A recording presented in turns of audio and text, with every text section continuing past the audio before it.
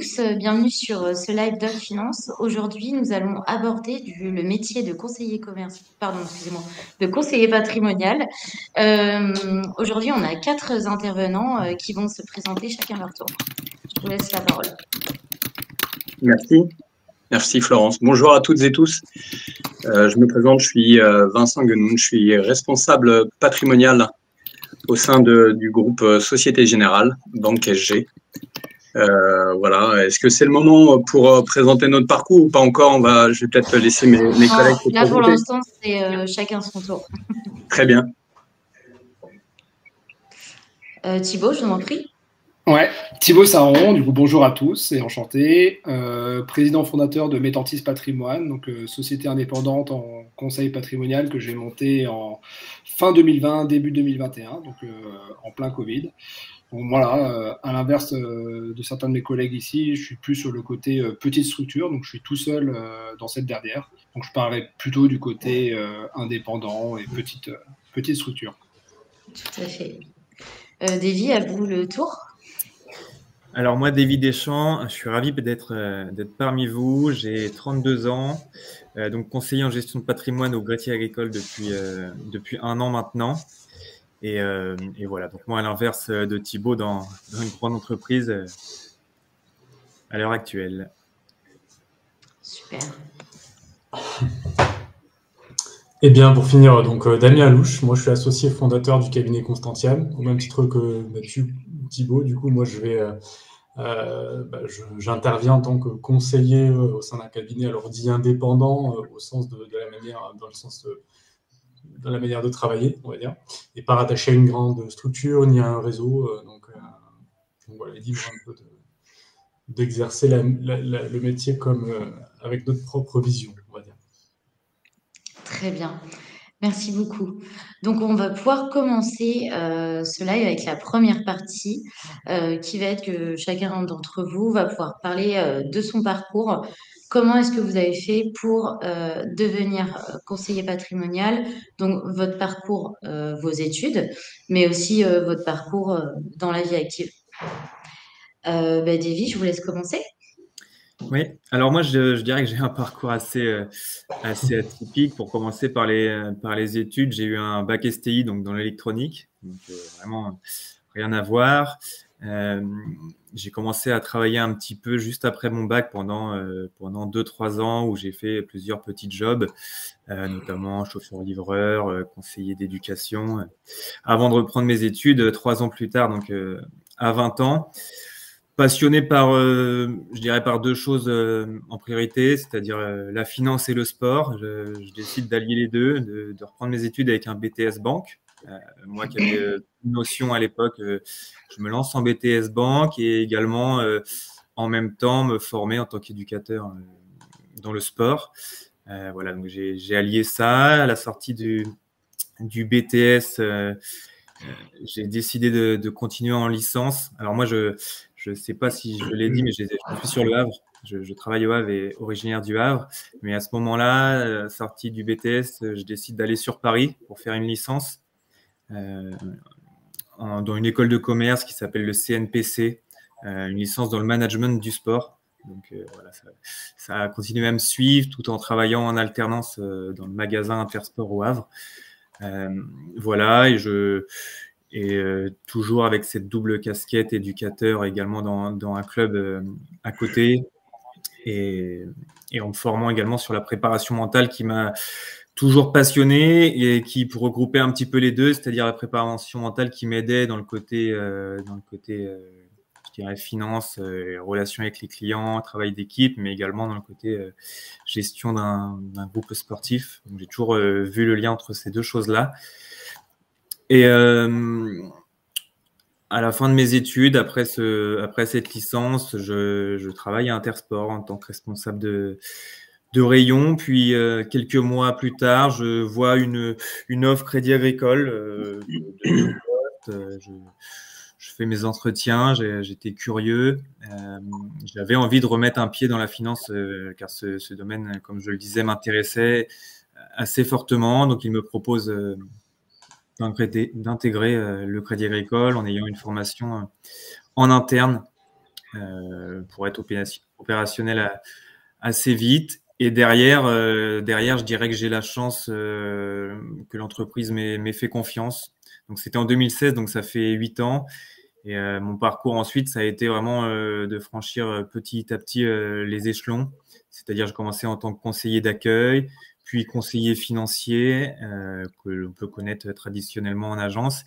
Et puis ensuite, d'être formé pour intégrer une filiale interne qui s'appelle la banque privée. Et donc, de devenir conseiller en gestion de patrimoine via une formation qui s'appelle une pépinière.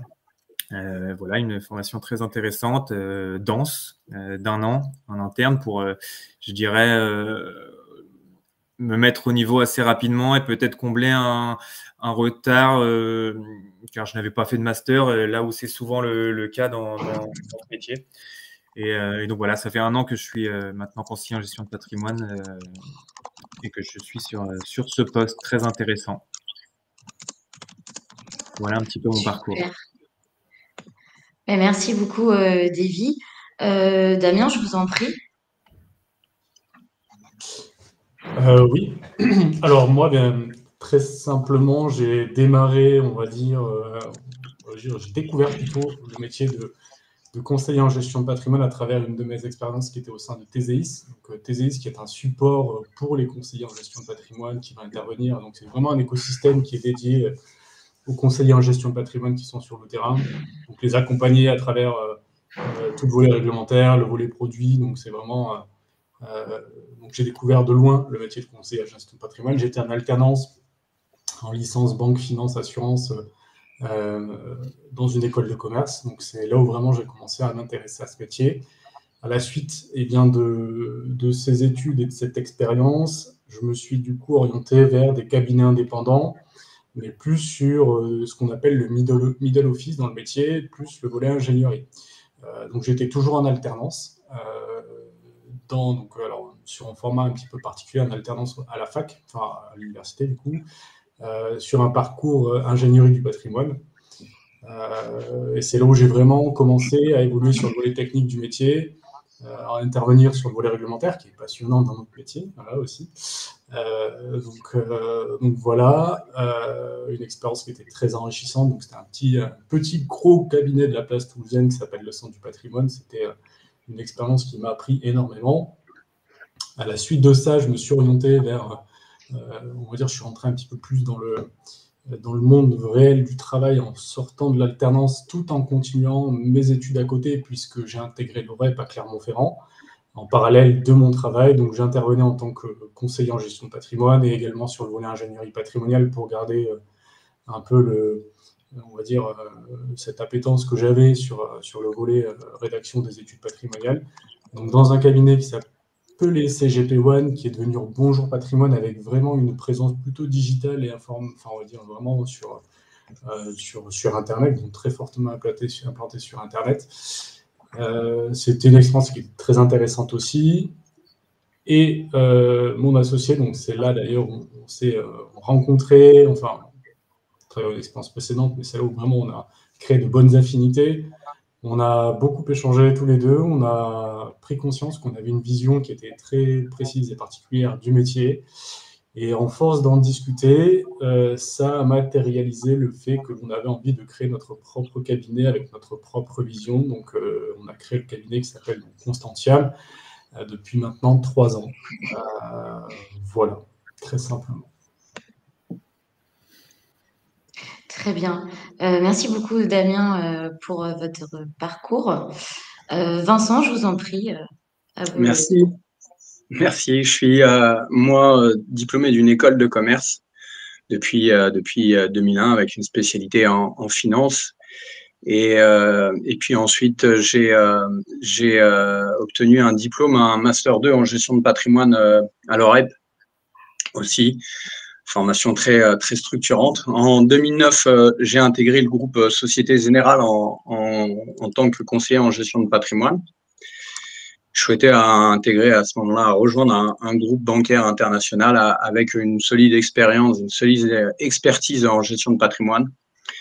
Et donc, j'ai été conseiller en gestion de patrimoine de 2009 à 2014. Et en 2014, j'intègre la gestion privée de la Société Générale au moment de sa création. Et de 2017 à fin 2023, j'exerce en qualité de banquier privé en gestion de fortune, toujours au sein du groupe Société Générale. Et depuis maintenant début 2024, je suis responsable patrimonial sur la région Île-de-France Sud. Le responsable patrimonial étant le manager fonctionnel auprès des banquiers patrimoniaux. Voilà, il a pour mission notamment de les accompagner sur leur montée en compétences sur des sujets d'expertise, de posture, de maîtrise de l'offre. Voilà. Super, merci beaucoup Vincent. Thibaut, je vous en prie. Parfait, merci. Alors, du coup, c'est pas mal parce que mon parcours va un peu se retrouver chez certains des interlocuteurs précédents et en même temps est un petit peu différent. Bon, moi, j'ai un master d'école de commerce également en finance de marché. J'ai commencé à travailler dans l'audit et le commissariat aux comptes et après dans le contrôle interne au Luxembourg. J'ai travaillé à peu près 6 ans dans ce secteur. Je voyais que c'était pas quelque chose qui me convenait. Donc j'ai décidé à 27 ans, pardon, de reprendre des études. Donc j'ai repris un master spécialisé en gestion de patrimoine, justement, qui était le domaine vers lequel je voulais tendre, à l'ESCP, du coup à Paris, en master spécialisé. Master qui dure 1 an et demi, donc un petit peu particulier, qui permet d'être fait en même temps que l'on travaille. Donc je continue à travailler durant le master et j'avais des cours plusieurs jours par semaine, à un rythme toutes les 3 semaines, puis également certains week-ends. C'était une période assez intense. À la fin du master, c'est là où je diffère un peu d'autres intervenants. J'ai passé pas mal d'entretiens dans les banques qui sont ici avec nous aujourd'hui. Et c'est vrai que j'avais déjà presque 8 ans d'expérience, donc j'aspirais à un poste avec une certaine seniorité pour commencer dans le domaine qui m'intéressait. Et c'est vrai que malheureusement, les postes qui étaient ouverts à moi, ce qui était aussi compréhensible, étaient des postes plutôt juniors et plutôt à faible responsabilité, où je ne m'y retrouvais pas réellement dans ce que je pouvais mettre en place, surtout après avoir eu une expérience assez significative au préalable. Du coup, je suis resté un peu dans la droite lignée de ce que je faisais avant. Donc, après l'audit, j'ai basculé dans le conseil en organisation et conseil en stratégie. Donc, rien à voir jusque-là avec la gestion de patrimoine. Et le Covid est passé par là, donc 2020-2021. Donc, je me suis dit que c'était quand même assez dommage que mon métier ne soit pas ma passion et finalement de ne pas essayer de trouver un moyen pour allier les deux. Et du coup, je me suis dit, il y a un moment, il faut commencer. En tant que salarié, je voyais que ça ne marchait pas pour moi. Donc, j'ai créé ma structure en parallèle de mon activité professionnelle fin 2020. Je m'étais dit que j'allais faire ça pendant 2 ans. Donc, résultat, ça a duré plus de 4 ans. Et à la fin de ces 4 années à exercer en double activité, donc assez intense, développer la clientèle, développer toute l'offre de services, tout ce qu'on peut faire dans une structure indépendante. Je suis vraiment passé à temps plein fin 2023 sur cette activité. Donc, il y a maintenant une bonne année. Donc, on va dire il y a 5 ans d'ancienneté, mais 1 an réellement à temps plein. Et donc, c'est vrai que on en parlera un petit peu tout à l'heure, mais c'est un des défis que j'ai notamment rencontré, c'était que le master en école de commerce était par définition très généraliste. Et en fait, je sentais, et c'est pour ça que j'ai repris des études au cours de ma carrière professionnelle, je sentais qu'il me manquait un pan, surtout sur le côté fiscalité, juridique et patrimonial, que je n'avais pas du tout eu finalement durant ma formation. Et c'est là où je trouvais que le Master SP, moi j'ai entendu aussi la formation de Clermont, qui était celle avec laquelle j'hésitais justement en reprenant mes études, apporte vraiment quelque chose d'hyper spécialisé dans ce métier qu'est le conseil patrimonial, et moi, m'a permis vraiment de développer des réelles compétences que je n'avais pas du tout pu développer au préalable dans un master qui est resté très généraliste. Voilà. Super, merci beaucoup Thibaut. Nous allons pouvoir aborder du coup maintenant la deuxième partie. Donc cette partie-là, c'est pour raconter les défis que vous avez pu rencontrer, que ce soit dans vos études ou dans votre parcours professionnel pour en arriver là où vous êtes. Donc qui souhaite commencer? Personne, je vais devoir désigner. Je veux bien me lancer comme Allez, Thibaut. j'étais le dernier à parler, je recommence. Exactement. Je lance au premier. Bon, c'est vrai que moi, la difficulté était un peu double. Bon, je vais pas revenir sur ce que j'ai dit juste avant. C'est vrai qu'on est dans des formations et qu'on est étudiant. Je pense aussi, surtout en école de commerce ou dans ce domaine-là, en côté économie, on est sur des formations qui sont très généralistes. Et c'est vrai que je trouvais ça dommage dans ma formation d'avoir tout un pan de la gestion patrimoniale peut-être pour simplifier, pour moi, je la diviserais un peu en 3 pans. Il y a un plan vraiment financier, un plan sur la fiscalité et un plan sur le droit. Et c'est vrai qu'en école de commerce, autant le côté financier, on l'aborde, je trouve, assez bien. Autant le plan juridique et fiscal sont vraiment, en tout cas moi dans ma formation, c'est peut-être un écueil, était vraiment mis de côté. Et je trouve que réussir à faire un Master 2 spécialisé ou reprendre des études par la suite, comme on est plusieurs, on voit ici, on est plusieurs à l'avoir fait, donc ça montre quand même que c'est quelque chose de pas si hors norme que ça, apporte un réel plus dans l'exercice de cette profession. Après, je l'ai rapidement évoqué dans mon parcours, pour moi, il y avait une difficulté d'intégration de ce secteur que j'ai connu. C'est vrai que j'ai fait je pense, un master qui était assez reconnu dans la gestion patrimoniale. Et c'est vrai que pas mal de portes restaient fermées, mine de rien, après ce master, que ce soit parce que j'avais presque 8 ans d'expérience qui n'avait rien à voir avec la gestion patrimoniale. Donc c'est vrai que forcément, on attend à ce type de poste auquel j'aspirais des personnes qui ont déjà une expérience dans le secteur. Donc ça, c'était pour moi une première difficulté, un premier défi que j'ai pu rencontrer. Et le deuxième que je disais, c'est vrai que malgré une reprise des études, on me proposait des postes très très juniors, plutôt même avec un aspect plutôt commercial, plutôt qu'ingénieur patrimonial. Je pense qu'il faut vraiment différencier les deux, notamment dans les banques, et ce qui n'était pas du tout ce à quoi je voulais aspirer, quoi. Et enfin, peut-être dernière difficulté, c'était du coup quand j'ai décidé de me lancer, et c'est pour ça que quand j'ai dit que j'ai fait ça en double activité 4 ans, alors que je m'étais fait un plan pour faire ça 2 ans au grand maximum. Donc on voit que le plan n'était pas si bien fait que ça. En fait, je me suis rendu compte aussi que c'est un métier qui prend du temps. Quand on est à son compte, on construit ce qu'on appelle un récurrent, donc on a des actifs sous gestion qui nous rémunèrent, que ce soit au début de la relation avec le client, mais surtout tout au long de la vie de la relation avec les clients. Et c'est que ce récurrent, il faut le construire, ça prend du temps, il faut du volume, donc des actifs sous gestion, pour commencer à en vivre, je pense correctement, ou en tout cas de la manière dont moi je l'entendais. Donc voilà, ça je pense, un réel défi et qu'il ne faut pas du tout minorer. Quand on est à son compte, il faut laisser le temps au temps. Ça finit par marcher. Mais voilà, il y a un certain temps pour que tout puisse se mettre en place convenablement. Super. Merci beaucoup pour toutes ces informations, Thibaut. Damien, je vais vous laisser continuer. Ok. Alors, moi, je pense que la manière aussi on va dire, les difficultés qu'on peut rencontrer dans ce métier, c'est déjà la manière dont on a envie d'exercer le métier. Je pense qu'il y a vraiment différentes manières de l'exercer. Il y a le secteur bancaire, il y a les cabinets indépendants, il y a les réseaux, il y a vraiment pléthore, on va dire, d'intervenants dans le milieu de la gestion de patrimoine. Donc, je pense que c'est important de trouver sa voie et ce qui nous plaît vraiment dans le métier. Moi, en tout cas, ça a été...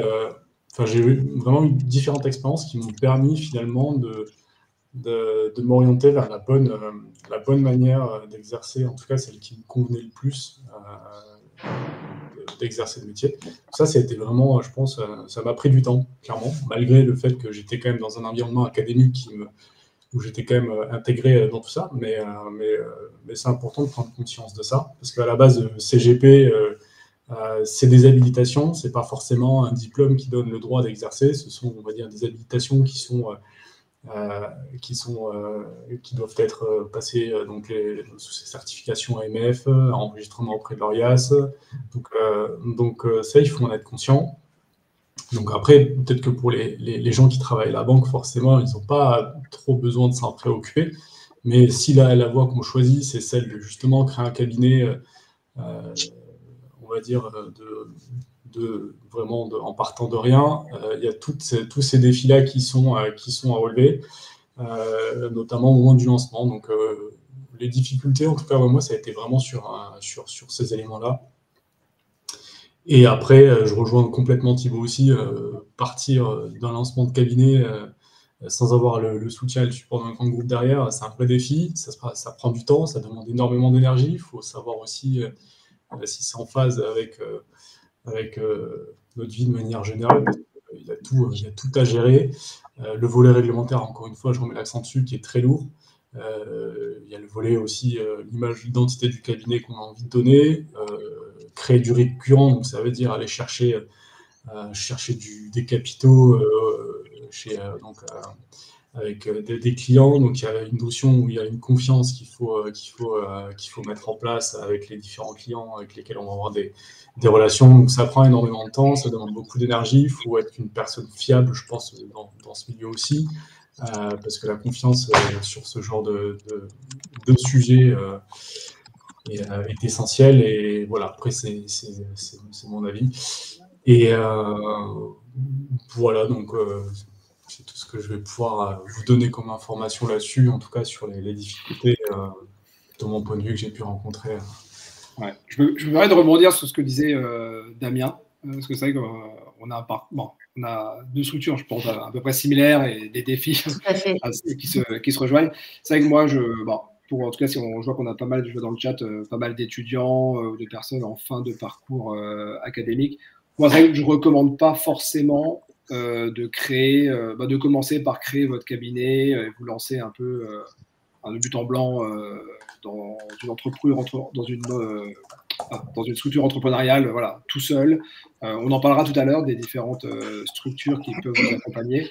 Mais je pense que dans un premier temps, c'est très très bien de faire vos armes dans des grands groupes, et ça je pense que Vincent et David pourront en parler, qui savent vous structurer, qui sont très très bons sur l'ingénierie patrimoniale, sur le côté financier. Donc voilà, moi forcément, on n'est pas que des exemples à suivre. Et c'est vrai que si un de mes conseils, en tout cas, ça serait de pas forcément vous jeter bien en tête, quitte à faire ça un peu comme je l'ai fait finalement un peu plus tard dans ma carrière, en double activité, et commencer un peu à tâter entre guillemets votre marché et votre possibilité de vous lancer de cette manière. Super, merci beaucoup. Je réagis à ce que vient de dire Thibaut et je partage. Je partage parce que les défis sont malgré tout importants, même quand on intègre une grande structure. L'essentiel de ceux qui prennent un poste de conseiller patrimonial sont de jeunes diplômés. Ils sont peut-être passés par une alternance ou un premier poste. Mais la première difficulté, le premier défi quand même, c'est de pouvoir rapidement être à l'aise avec une clientèle qui est exigeante. C'est un exercice qui est délicat pour une personne qui va être jeune en âge et jeune en poste. Il doit avoir tout de suite une posture appropriée à cette clientèle-là. Et ça, c'est un exercice qui est pas simple. Et c'est vrai que avant de chercher à créer sa structure, être à l'aise avec un client, c'est déjà un défi majeur, et c'est sans doute le premier, puisqu'il faut pouvoir donner au client quand même une image de fiabilité, de solidité, d'expertise. Et donc, l'aspect relationnel est fondamental. Le conseiller doit pouvoir rapidement entrer en écoute active pour pouvoir apporter des conseils efficaces aux clients. Ça, pour moi, c'est le premier défi, c'est celui du relationnel, du comportemental. Et puis après, il va y avoir les éléments techniques, et je crois que c'est Thibaut ou peut-être Damien qui l'avait évoqué. C'est quand je passe par tout un cycle d'apprentissage académique, il faut après pouvoir retranscrire toutes ces connaissances avec des connaissances qui sont beaucoup plus pratiques et beaucoup plus terrain au client. Le but pour un conseiller patrimonial, c'est pas de venir délivrer toute sa connaissance technique au client, c'est de pouvoir apporter le bon conseil et, si possible, de pouvoir rendre simple des éléments de connaissance qui sont par nature extrêmement complexes. Et ça nécessite quelque part beaucoup de travail, ça nécessite, c'est un vrai défi, qui nécessite malgré tout un vrai exercice et un travail sur soi au fil des entretiens. Le conseiller patrimonial devra, au fil du temps, continuer à consolider son expertise même lorsqu'il devra rencontrer des clients, il devra continuer à consolider son expertise, et il devra continuer aussi à se tenir informé en permanence des évolutions de marché. Donc, il y a cet aspect-là, bloc, on va dire, connaissance technique et mise en rapport avec la réalité du rendez-vous. Et puis, quand on intègre une grande structure, et pour faire peut-être une différence avec ce qui est vécu par Damien et par Thibaut, c'est que le jeune conseiller patrimonial devra maîtriser l'ensemble des process liés à la structure qu'il intègre, l'environnement réglementaire même du secteur financier et bancaire. Il devra s'approprier l'ensemble des outils informatiques, et ce n'est pas une mince affaire, que ça soit dans notre établissement ou dans n'importe quel autre. Le conseiller patrimonial devra s'approprier l'ensemble de l'offre qui est riche, que ce soit l'offre de services ou l'offre de produits. Et puis, il devra aussi maîtriser toute la culture risque liée à la structure qu'il intègre. Donc, voilà, on a quand même ces 3 grands blocs de défis, que ce soit le comportemental, la connaissance technique et la structure qu'on intègre, qui rendent même l'intégration dans un établissement bancaire pas un exercice facile pour un jeune conseiller patrimonial. Super, merci beaucoup. Davy, vous souhaitez intervenir? Je vais prendre la parole pour finir sur ce sujet, et je pense que c'est bien que je termine, parce que ce que je vais expliquer finalement fait le lien entre les 3 discours précédents. De par mon parcours, j'ai eu des difficultés, je dirais jeune, à un moment donné trouver ma voie, notamment parce que j'avais pas jeune une grande appétence, je dirais, pour les études que j'ai repris plus tard, où j'ai commencé à me prendre, je dirais, de passion et d'intérêt beaucoup plus tard, notamment pour le domaine de la finance, comme je le disais. Et le fait d'intégrer un groupe Crédit Agricole, donc une grande structure, m'a permis de faire mes armes et m'a permis d'être formé tranquillement, en progressant petit à petit, en apprenant petit à petit, et je dirais sans être jeté dans le grand bain du jour au lendemain. Donc, ce qui permet quand même d'arriver sur des bases solides. Et je vais être tout à fait d'accord avec les propos de Vincent sur le terme de posture. À un moment donné, je pense qu'on m'a donné aussi ma chance avec un bagage peut-être scolaire moins important que d'autres, mais parce que j'avais plus d'expérience, un peu plus âgé en poste, et cette posture est énormément regardée et importante face à une clientèle très, très souvent haut de gamme. Donc c'est un point, je pense, à mettre en avant. Ensuite, si je parle de défis un peu plus terrain, un peu plus technique pour ma part, parce que c'est des choses en prise de poste sur lesquelles j'ai dû énormément travailler, je dirais qu'à un moment donné, il y a toujours des choses difficiles. Donc, ça peut être des montages financiers complexes via des sociétés, par exemple, des choses qui ont pu me mettre un petit peu en difficulté au départ. Je pense que c'est important d'être accompagné, de se créer un réseau et savoir faire appel aux personnes au bon moment pour justement réussir cette montée en compétences petit à petit, et garder cette humilité de se dire ok, ça aujourd'hui je ne sais pas, mais je vais me faire accompagner et je vais progresser petit à petit comme ceci. Si je dois terminer par un dernier point, face à cette clientèle, je le disais, souvent haut de gamme, quelquefois exigeante, savoir gérer quelquefois un mécontentement. On n'en parle pas toujours, ou peu, ou quelquefois on l'oublie, mais c'est aussi un point qui me semble important. Ça peut être suite à un placement en moins-value, si je dois donner cet exemple. Je pense que c'est important d'être formé à ça, comprendre le client en priorité et savoir expliquer le contexte, que ce soit économique ou financier, avoir une vraie veille, je dirais, là-dessus, pour expliquer de la bonne façon et avoir ensuite des conseils pertinents pour notre client, pour la suite. Super, merci beaucoup, Davy. Est-ce que l'un de vous souhaite rebondir sur ce que vient de dire Davy? Moi, juste pour ajouter à ce que disait Davy, et je le rejoins tout à fait, et en fait, il faut, lorsqu'on prend un poste de conseiller patrimonial, accepter l'idée qu'il va falloir être en forte proactivité auprès de nos clients, en forte réactivité. Il faut avoir un niveau, des standards élevés d'exigence pour soi-même. Donc ça, c'est important de l'avoir à l'esprit. Certains viennent naturellement avec ces qualités-là. C'est un exercice qui n'est pas toujours simple, mais c'est indispensable parce qu'on est face à une clientèle qui est exigeante tout simplement et qui attend de nous ce comportement-là. Ok, super. Merci beaucoup. On va pouvoir passer à la partie suivante. Du coup, cette partie-là, elle va servir à aborder les différentes structures dans lesquelles vous avez pu travailler ou dans lesquelles vous travaillez aujourd'hui. Le but est de montrer aux personnes qui sont en direct que, en fonction de la taille de la structure, il y a des choses qui peuvent changer et qui sont différentes. Donc voilà, Damien, je vous donne la parole en premier. Excusez-moi, j'étais en train de lire la question qu'il y avait. Ah, oui, on Je me suis répondra décroché aux 2 secondes. questions à la fin. Du coup, j'ai pas entendu la vôtre dans son entièreté. Du coup, je disais que là, on allait aborder du coup les différentes structures dans lesquelles vous avez pu travailler ou dans lesquelles vous travaillez aujourd'hui. Le but est de montrer du coup aux participants que, en fonction de la taille et de la structure, les choses peuvent varier sur le métier. Donc voilà, je vous Ok. laisse la parole sur ce sujet-là. Oui, très clair.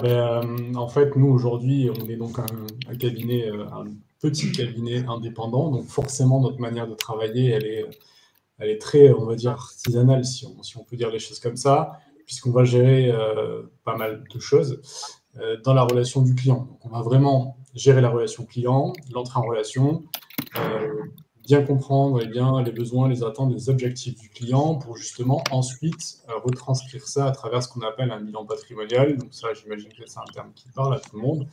Mais là aussi, dans notre structure, c'est le conseiller, du coup, qui a la casquette aussi d'ingénieur. Donc on passe pas mal de temps à rédiger ces bilans patrimoniaux pour faire ce qu'on estime être du sur-mesure et intervenir sur la situation globale du client. Et à la suite, eh bien, alors nous, on a 2 phases dans nos bilans. C'est vraiment, la première phase, ça va être l'audit de la situation. On rentre vraiment dans le détail de la situation matrimoniale, la fiscalité, les actifs, la transmission, la partie sociale. Donc, on va vraiment tout traiter. Et la deuxième partie, bien sûr, ça va être la stratégie qu'on va pouvoir déployer. Donc, ce qui va faire le lien entre tout ça, c'est les objectifs, l'horizon, la priorité qu'on va pouvoir identifier avec le client.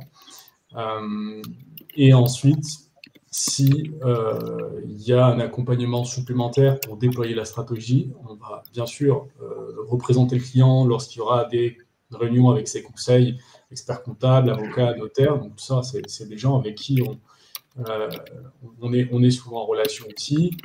Et après, sur la partie produit, on va également s'occuper de choisir les produits, les enveloppes, vraiment rentrer dans le détail de chacune des enveloppes, expliquer les frais, comment ça fonctionne, les supports qu'on va sélectionner, l'allocation pour les produits financiers. Voilà, donc ça, c'est vraiment, en tout cas, nous, on est on passe beaucoup de temps sur nos dossiers. On n'est pas très segmenté. Donc, on a vraiment des journées qui sont bien remplies, mais qui ne se ressemblent pas forcément. Voilà.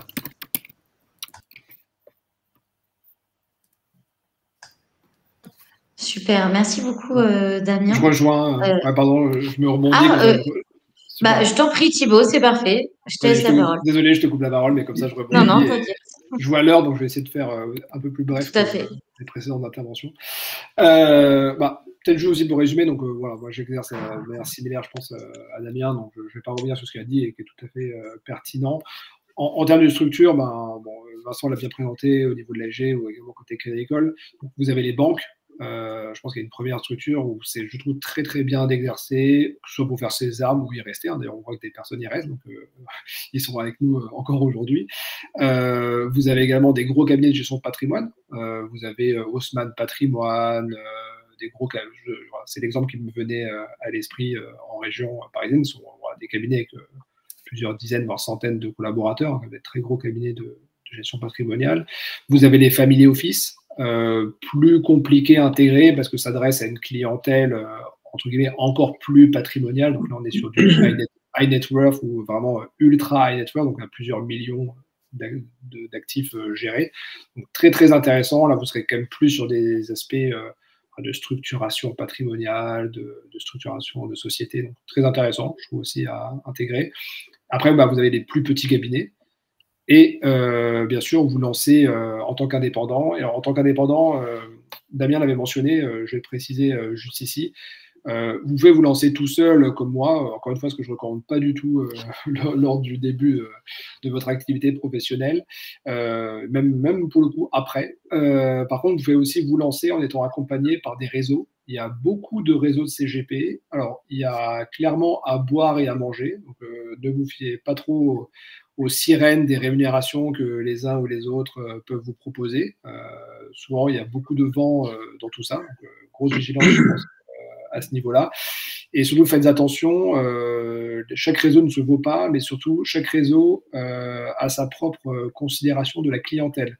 Dans le sens où, si vous commencez avec un réseau, donc c'est très bien parce que vous êtes accompagné, vous avez un parrain, vous êtes accompagné par d'autres personnes, vous n'êtes pas tout seul, ils vous aident sur le réglementaire, sur le juridique, sur les services et les différents produits que vous pouvez proposer, donc ça, c'est une vraie valeur ajoutée.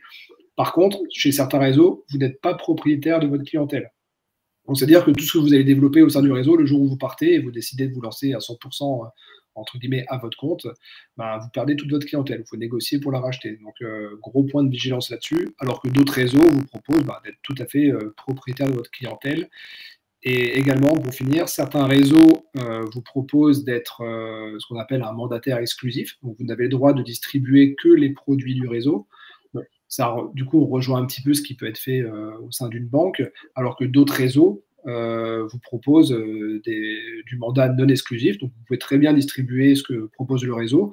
En fait, si vous trouvez mieux ailleurs et que vous trouvez qu'il y a des choses qui sont beaucoup plus pertinentes ailleurs que ce que propose le réseau pour vos clients, ben, vous pouvez tout à fait le faire. Et donc ça, je trouve que c'est un bon pied à l'étrier. Enfin, moi, pour vous dire, j'ai fait ça pendant 6 ou 8 mois. Bon, ça ne me convenait pas. Pour des raisons plutôt d'indépendance et de choix que je pouvais proposer à mes clients, mais je trouve que c'est un bon moyen également de se lancer seul sans être vraiment seul.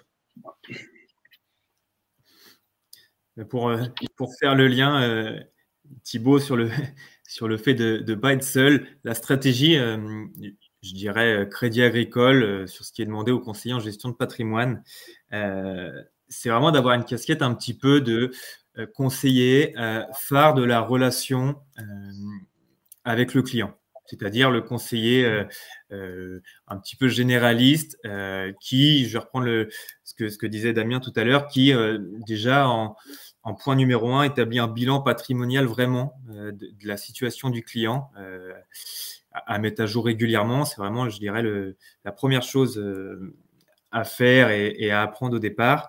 Et ensuite, en fonction des projets, des priorités, des préoccupations du client, là, des propositions peuvent être faites, acceptées forcément ou non, mais peuvent être faites en ce sens vraiment avec, je dirais, en leitmotiv le côté conseil client prioritairement. Ensuite, pour reprendre le fait d'être accompagné, aujourd'hui, moi, en tant que conseiller en gestion de patrimoine, je fais régulièrement des rendez-vous avec des experts de différents domaines en interne. Ça peut être le conseiller professionnel si j'ai un client professionnel en face de moi. Ça peut être un conseiller agri parce que je suis dans une région où il y a quelques agriculteurs. Le conseiller entreprise, ça peut être un conseiller lié à la bourse, à l'immobilier. Enfin, vraiment des sujets vastes sur lesquels vraiment l'objectif est de ne pas être seul, d'être accompagné à chaque fois en fonction du besoin à l'instant T. Et c'est aussi un des points que je trouve hyper intéressant parce que ça permet au fur et à mesure des rendez-vous, de l'expérience, de monter en compétences petit à petit. Et c'est un point que je trouve vraiment très intéressant et je dirais même rassurant sur le fait de ne pas être seul et de ne pas se sentir lâché un petit peu dans la nature quand il y a des choses complexes. Moi, évidemment, je vais trouver pas mal de similitudes avec ce que vient de dire Davy, hein, c'est-à-dire que le banquier patrimonial à l'ASG est positionné en agence et il s'occupe de la clientèle haut de gamme des agences. à côté d'autres conseillers sur d'autres segments de clientèle. Le banquier patrimonial, il a pour charge d'accompagner l'intégralité, de s'occuper de l'intégralité de la relation avec le client. Pour ce qui est des financements, de la banque au quotidien, il faut aussi l'avoir à l'esprit, l'intégralité de la relation. Le banquier patrimonial est l'interlocuteur principal du client et il se positionne comme un peu le généraliste aux côtés du patient et il sera en capacité d'aller chercher les différents spécialistes en fonction des besoins détectés pour le client. Et effectivement, comme disait Davy, ça peut être un spécialiste sur les marchés financiers, sur la gestion financière, sur l'immobilier d'investissement, etc. Évidemment, là, un groupe comme Société Générale a toutes les ressources pour pouvoir organiser tous ces services, tout un dispositif autour du banquier patrimonial et de mettre à sa disposition des offres qui sont déjà validées sur le plan de la conformité, etc. Donc, c'est bien plus simple pour le banquier patrimonial d'avoir tout de suite les ressources fiabilisées, conformes, tout ce qui va bien pour pouvoir les pousser au client en fonction de la situation du client. Donc voilà ce qu'on va retrouver énormément comme similitude. Évidemment, le conseiller, le banquier patrimonial, il doit avoir un bon niveau déjà d'expertise. Pour autant, on ne va pas forcément lui demander de délivrer un diagnostic patrimonial qui doit être rédigé, qui peut parfois même, je pense, être facturé dans certains cabinets de gestion de patrimoine indépendants. C'est pas la demande qui est faite au banquier patrimonial. Le banquier patrimonial, il est là pour pouvoir être un agitateur d'idées finalement aux côtés du client et mettre à sa disposition auprès du client toutes les ressources pour pouvoir lui apporter des réponses qui peuvent être des solutions financières, immobilières ou tout simplement un conseil juridique ou fiscal. Voilà. Super. Est-ce que l'un d'entre vous souhaite rajouter quelque chose? Alors, juste par rapport à la structure, et parce que je pense à ce que disait Davy, le conseiller, le banquier patrimonial, il est évidemment pas laissé seul quand il prend son poste, et ni quand il prend son poste, ni après. Il est accompagné par une personne, par un responsable patrimonial, comme moi. Nous sommes plusieurs responsables patrimoniaux sur chaque région, puisque la Société Générale est organisée sur 11 régions. Et donc, le responsable patrimonial, il est en charge d'accompagner le banquier patrimonial sur sa montée en compétences, comme je le disais, dans sa montée en compétences en termes de posture, comment on s'adresse à un client, comment on peut organiser un entretien, comment l'entretien doit se tenir, comment je vais aller chercher de l'information importante pour pouvoir lui apporter un bon conseil, et puis comment je vais progressivement m'approprier l'offre, les solutions financières et autres. Donc, le banquier patrimonial n'est pas laissé seul quand il arrive et qu'il prend son poste. Il est accompagné avec des niveaux, on va dire des strates de montée en compétences au fil du temps pour qu'il puisse progressivement se renforcer et être vivre son poste de la meilleure des façons face aux clients. Super. Merci beaucoup, Vincent, pour tous ces éléments-là. Merci à tous. Donc, on va pouvoir passer à la 4e partie. Donc là, ça va être tous vos conseils de professionnels pour réussir, pour devenir conseiller patrimonial. Davy, je vous laisse la parole. Allez, c'est parti. Des conseils, je pense qu'il y en avoir énormément quand on écoute nos échanges de ce soir. Je vais en mettre 3 en avant qui ressortent dans mon esprit. Le premier, c'est vraiment de toujours rester dans une envie de formation. Une envie de formation, d'auto-formation, de veille économique, de la finance, parce que c'est un monde qui change énormément, parce que les produits évoluent, parce que le besoin des clients et la volonté des clients évoluent également. Donc, je pense qu'il ne faut jamais rester sur des certitudes et il faut toujours avoir envie d'apprendre et pas rester sur ses acquis. Je dirais que c'est mon conseil numéro 1. Le deuxième, et je le pense très important, c'est le réseau. c'est le réseau qu'on arrive à mettre en place. Alors, quand je parle du réseau, c'est bien évidemment par rapport aux clients, parce que c'est ce qui est demandé, c'est parce que c'est ce qui nous fait travailler.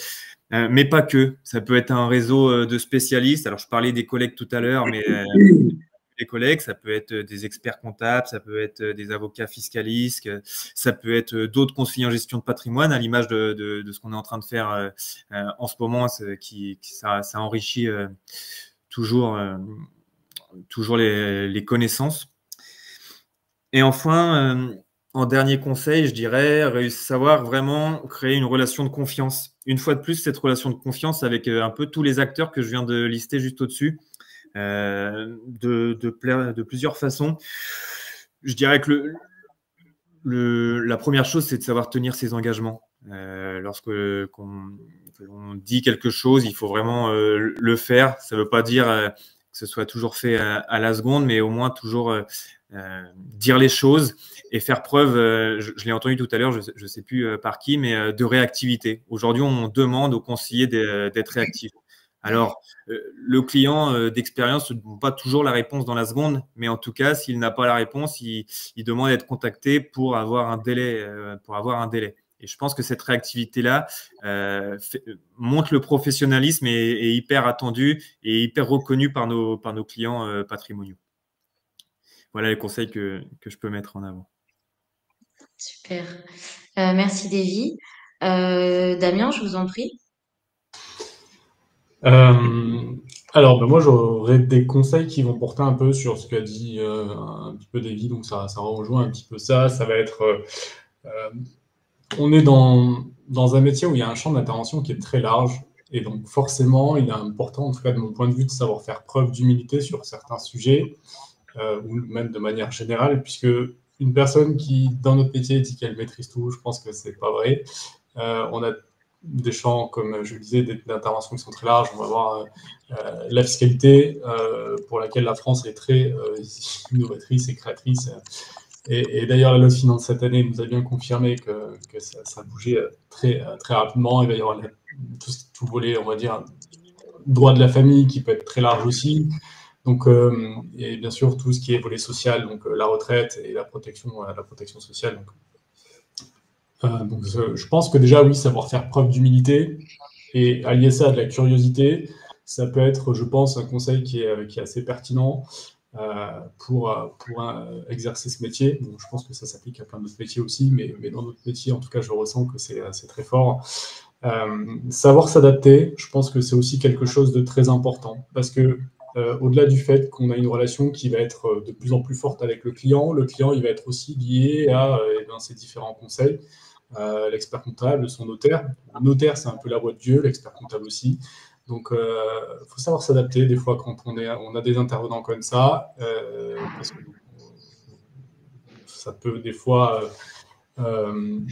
comment dire, voilà, il faut savoir intégrer ça. Je pense que c'est très important de mon point de vue. Donc, voilà, je vais m'arrêter là. Je pense que c'est des choses qui sont importantes, en tout cas dans la manière d'exercer le métier aujourd'hui. Super. Je vous en prie. Vincent? Écoutez, moi, évidemment, je vais rejoindre sur un certain nombre de points ce qu'ont dit Davy et Damien, évidemment.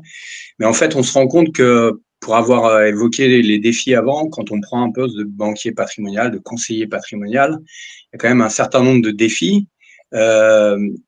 Ces défis, une fois qu'on a pris son poste, qu'on avance dans son poste, on se rend compte que finalement, ils sont un peu derrière nous pour un certain nombre d'entre eux.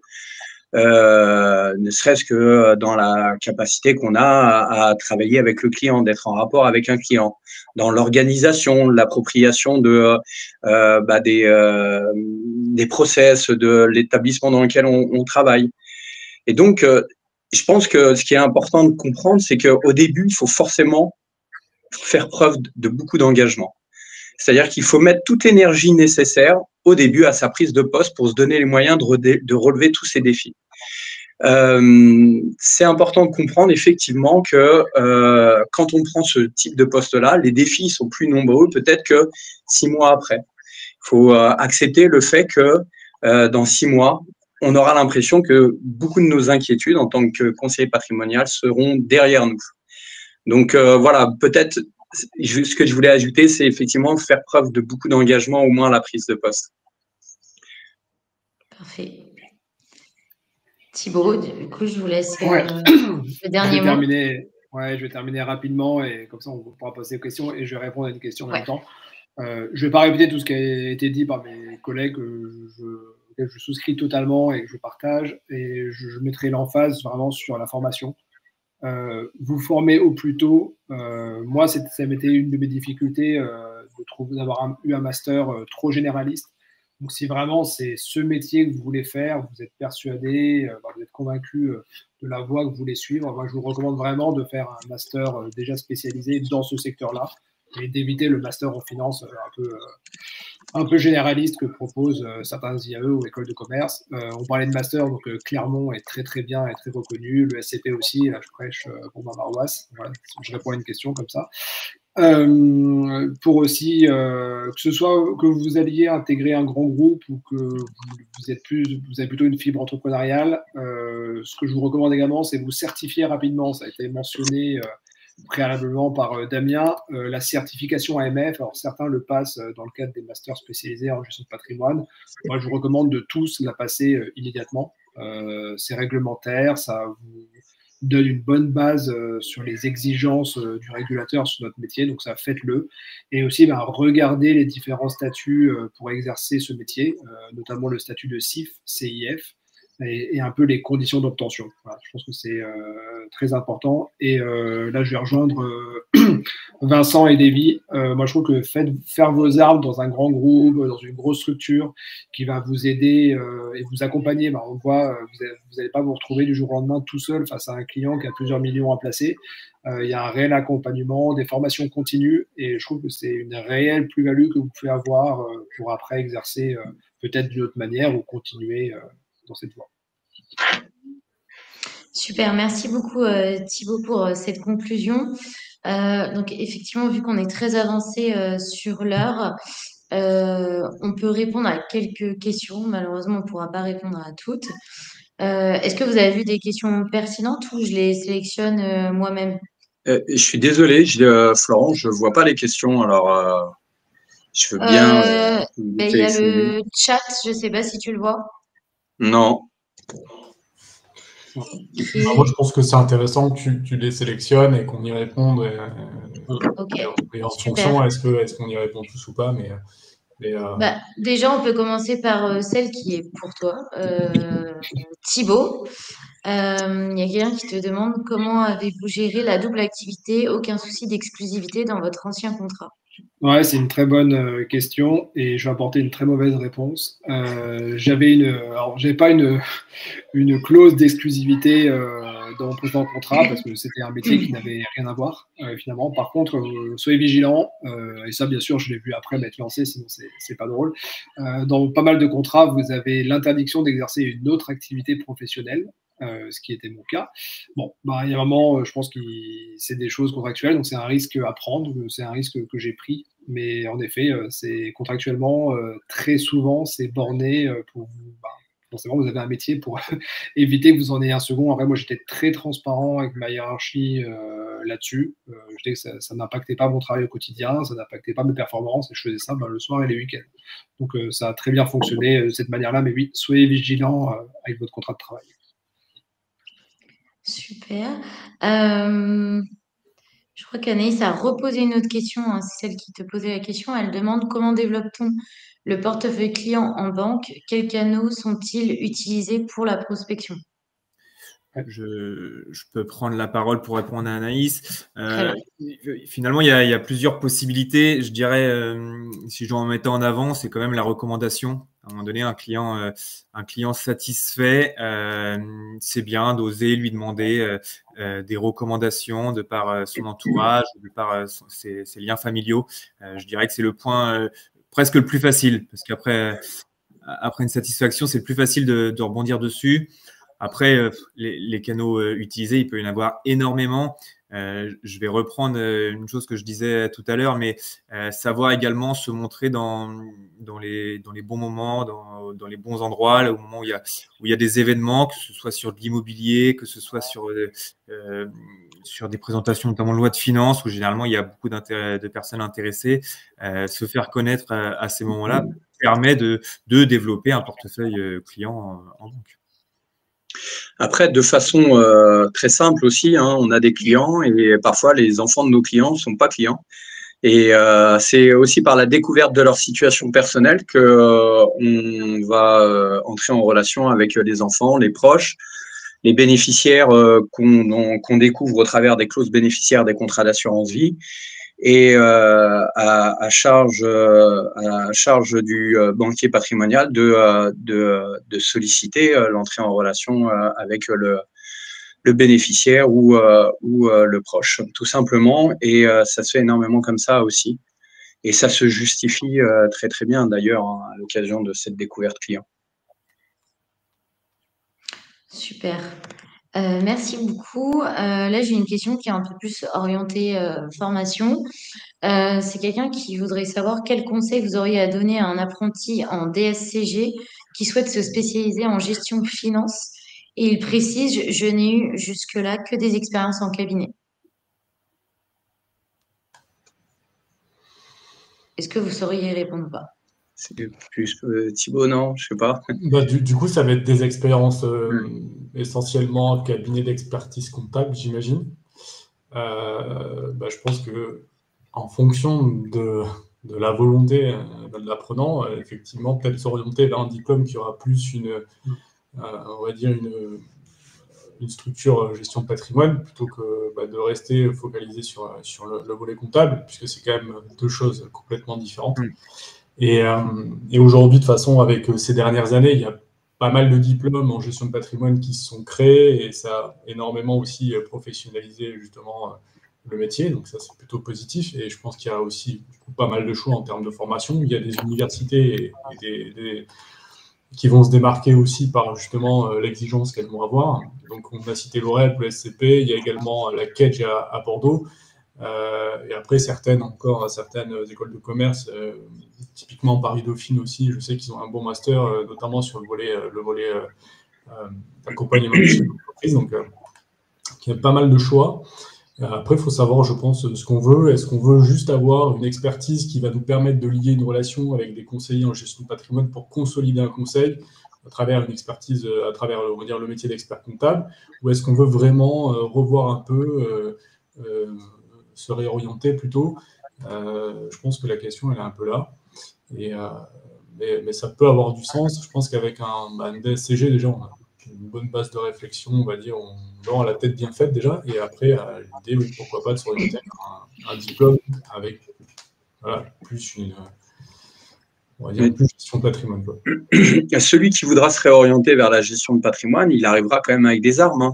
Aujourd'hui, quand on regarde le développement, quand on parle par exemple de gestion de fortune ou de gestion privée, aujourd'hui, le new cash, quand il arrive essentiellement de revente d'entreprise ou de cession de parts dans une entreprise et avoir de vraies notions de l'entreprise, de ce que c'est une entreprise et de ses aspects comptables et financiers, c'est arrivé quand même avec beaucoup d'armes. Donc, se réorienter vers la gestion de patrimoine quand on a ce parcours des SCG, je trouve que ça peut être très pertinent aujourd'hui. Ouais, je suis d'accord. Je pense que le DSCG, c'est une super formation. C'est un super diplôme. Et d'ailleurs, moi, je vous recommanderais même si vous arrivez à aller jusqu'au DEC, jusqu'au bout de la formation, c'est encore mieux. Et après, je pense que ça nécessite quand même de reprendre un petit, soit peut-être un Master 2, un Master SP, voire une formation ad hoc. Il y a des formations professionnelles. On a parlé de l'OREP qui permettent de faire ça tout en travaillant et qui sont vraiment intéressantes pour compléter un peu le background plus expertise comptable que vous avez avant. Alors, et j'en profite, je vois une question comme ça qui est venue un peu peut-être pour moi. Comment rejoindre un réseau de CGP? Comme ça, j'essaie d'être efficace. Vous les contactez. Honnêtement, ils sont toujours très preneurs d'avoir des nouveaux arrivants. Vous tapez sur Google le réseau de CGP. Vous avez Innovea, notamment, je pense, qui est pas trop mal. Vous avez des Ouais, Innovea, j'ai plus d'autres en tête qui me viennent sur le court terme, qui est pas mal. Et en fait, ils organisent, vous verrez, très très souvent dans votre ville. Alors, dans votre ville, ça dépend dans quelle ville vous êtes. Si vous êtes en plein milieu de la France, peut-être plus compliqué, mais dans des villes plutôt moyennes ou grandes, ils organisent très souvent des sessions de formation, vous présentez le réseau sous 1 ou 2 jours. C'est gratuit, n'hésitez pas. Et surtout, moi, je vous recommande, faites-en le plus possible avant de faire votre choix. C'est important de tout comparer et visez bien les clauses, comme j'ai dit préalablement, sur la propriété de la clientèle et sur les services proposés. Super, merci beaucoup Thibaut. Je vais vous poser une autre question sur du coup encore de l'orientation. Comment s'y prendre pour rechercher un emploi de conseiller en gestion de patrimoine lorsqu'on a un master 2 en droit du patrimoine à l'université?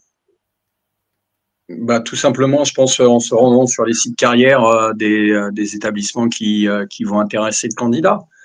Ok, Je pense qu'avec un diplôme comme le sien, il y a des possibilités au sein des grandes structures, même au sein de structures différentes, plus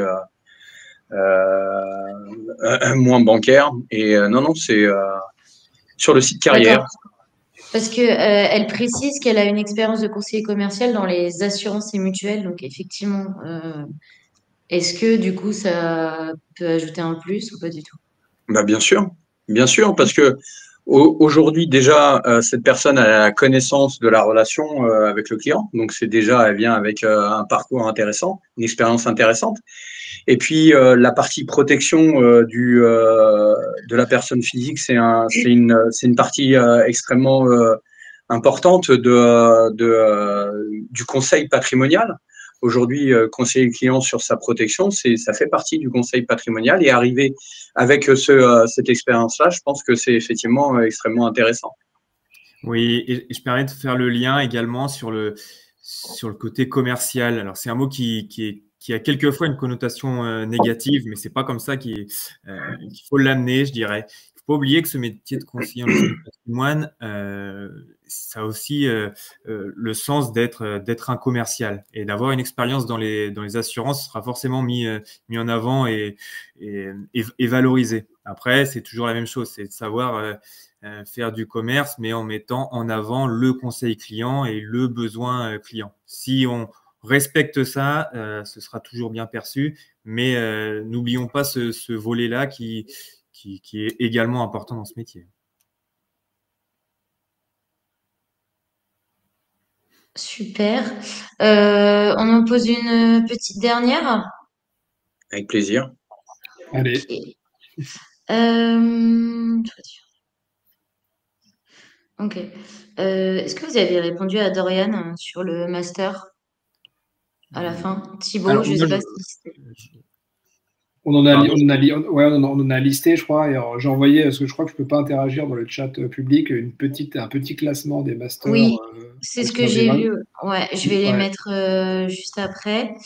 super. Et oui, il y a plein de masters. On a parlé de Clermont, qui est très très Ouais, c'est bien ce que bien, je de me disais. l'OREF, de l'ESCP. Donc oui. Et Voilà, je pense que bon, c'est plus dédié aux personnes qui travaillent dans la banque. Je pense que Vincent aura la réponse. Est-ce que, enfin, même du coup, Davy est concerné aussi. Est-ce que avoir un master, c'est impératif pour exercer un poste de CGP au sein de la banque? Je peux prendre la parole parce que j'en Ouais. suis l'exemple que c'est pas obligatoire. Alors c'est mieux, mais moi je n'ai pas de master. Je n'ai pas de master et je suis arrivé conseiller en gestion de patrimoine après quelques années. Alors je suis pas rentré sur ce poste. Il a fallu se démarquer d'une autre façon. Je reprends ce qu'on disait tout à l'heure, mais la posture et puis savoir se former au fur et à mesure des années.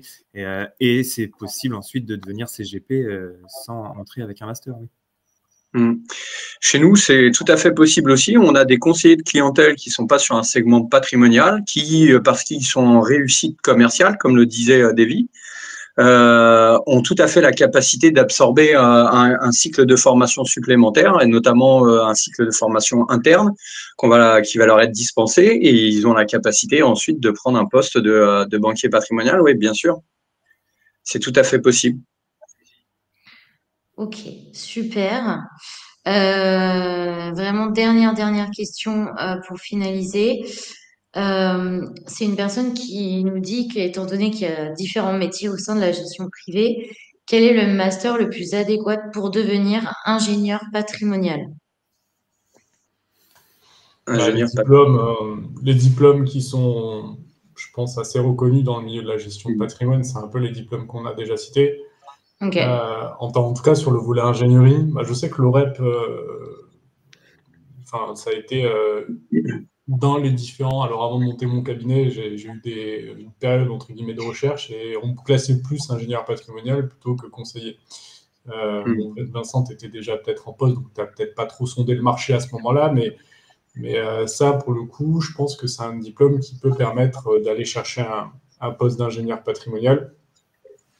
Mais après, le SCP, je pense que c'est très solide aussi. Et encore une fois, l'INPI à Bordeaux, avec, on va dire, une prépondérance immobilière, mais c'est pas mal aussi. Je pense que l'OREP est, par rapport à l'ESCP, a une approche beaucoup plus juridique de la gestion de patrimoine. Le SCP va beaucoup plus être tourné peut-être sur les marchés financiers, la culture financière.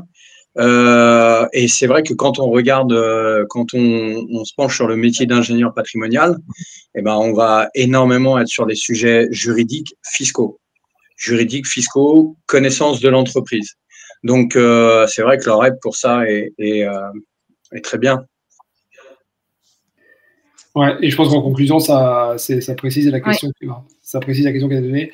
Moi, je sais que plutôt côté OREP, sur le côté ingénierie patrimoniale et peut-être plus côté SCP, où on reste peut-être un poil plus généraliste et un poil moins juridique, de ce que j'ai pu voir dans ma formation, pour vraiment le côté plus global du CGP.